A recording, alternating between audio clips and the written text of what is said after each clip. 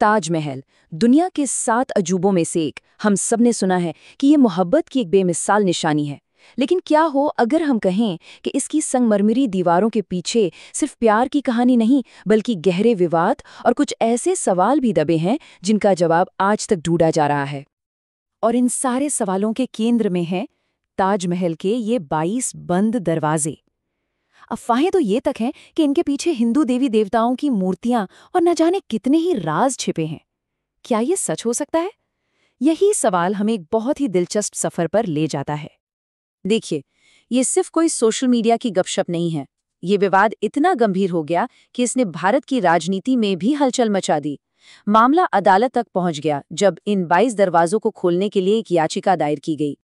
लेकिन अदालत का फैसला एकदम हैरान करने वाला था। जजों ने न सिर्फ उस याचिका को खारिज कर दिया, बल्कि याचिकाकर्ताओं को कड़ी फटकार भी लगाई। अब इस फैसले ने तो इस रहस्य को सुलझाने के बजाय और भी गहरा कर दिया।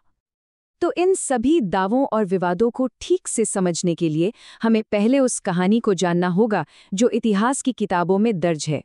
तो चलिए सबसे पहले ताजमहल की ऑफिशियल कहानी से ही शुरू करते हैं। कहानी शुरू होती है 1592 में, जब मुगल शहजादे खुर्रम का जन्म हुआ, जिन्हें हम सब शाहजहां के नाम से जानते हैं।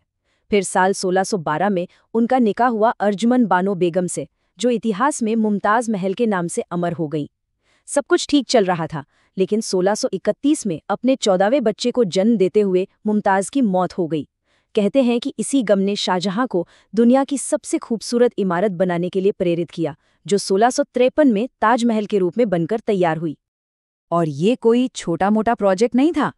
जरा सोचिए, लगभग 22,000 मजदूरों ने 22 साल तक दिन रात काम करके इस शानदार इमारत को खड़ा किया था। और ये सिर्फ एक लोकल कोशिश भी नहीं थी। इसके लिए दुनिया भर से बेहतरीन चीजें मंगाई गई।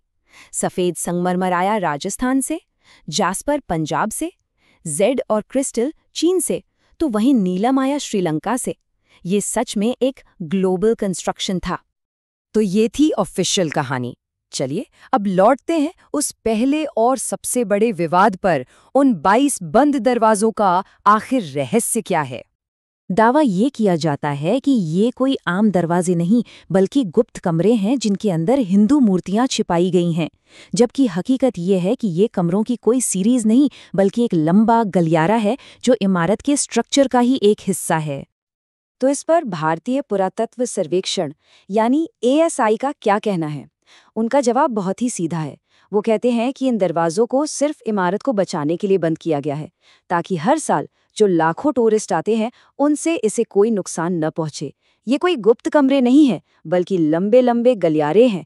और ऐसी बनावट हुमायूं के मकबरे जैसी दूसरी मुगल इमारतों में भी आम है। और सबसे बड़ी बात, मरम्मत के दौरान ली गई तस्वीरें ASI की वेबसाइट पर मौजूद हैं, जिन्हें कोई भी देख सकता है। लेकिन 22 दरवाजों का रहस्य तो बस एक शुरुआत है। अब हम उस दावे पर आते हैं जो ताजमहल की पूरी कहानी पर ही एक बड़ा सवालिया निशान लगा देता है कि ये कभी मकबरा था ही नहीं। और ये है तेजोमहल थ्योरी। इस थ्योरी के मुताबिक ताजमहल असल में एक शिव मंदिर था, जिसे 1212 ईस्वी में राजा परमर्दिदेव ने बनवाया था, और बहुत बाद में इसे एक मकबरे में बदल दिया गया। थ्योरी के हिसाब से शाहजहां ने राजा जयसिंह से ये मंदिर जबरदस्ती छीन लिया था। लेकिन ऐतिहासिक दस्तावेज एक बिल्कुल अलग कहानी बताते हैं। रिकॉर्ड्स ये दिखाते हैं कि शाहजहां ने उस जमीन के बदले में राजा जयसिंह को 4 महल दिए थे। और इस लेन देन का ऑफिशियल डॉक्यूमेंट आज भी मौजूद है, जिस पर 28 दिसंबर 1633 की तारीख है। और हाँ, इसमें किसी मंदिर का कोई जिक्र नहीं है।